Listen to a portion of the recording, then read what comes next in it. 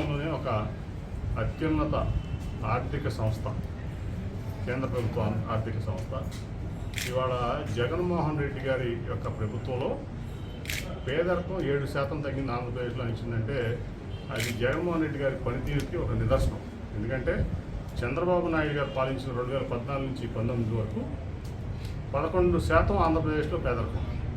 ఇవాళ జగన్మోహన్ రెడ్డి గారు వచ్చిన తర్వాత ఆ పేదరికం 4%కి వచ్చింది. అంటే 7% పేదరికాన్ని నిర్మూలించినటువంటి వ్యక్తి భారతదేశంలో ఉన్నారంటే అది ఒక టర్మ్లో.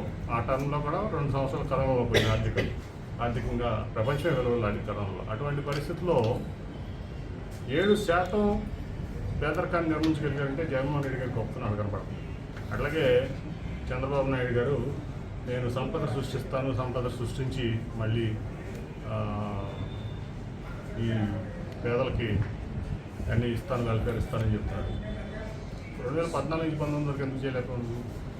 ఇవాళ నువ్వు చూస్తే నీ హయాంలో కంటే ఇవాళ 2 సంవత్సరాలు పాలన లేకపోయినా, ఆర్థిక పరిస్థితి లేకపోయినా జిఎస్డిపి ఇవాళ దాదాపు 2% ఎక్కువ జగన్మోహన్ రెడ్డి గారి పాలనలో ఉంది.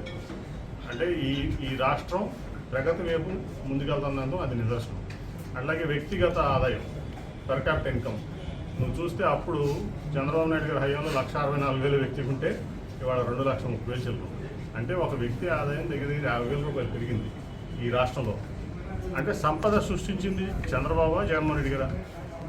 ఇవన్నీ మనం చెప్పేది కాదు, ఆర్థికవేత్తలు చెప్పాయి, జాతీయ సంస్థలు చెప్పాయి, జాతీయ ప్రభుత్వ సంస్థలు చెప్పేటువంటి డేటా ఇదంతా కూడా.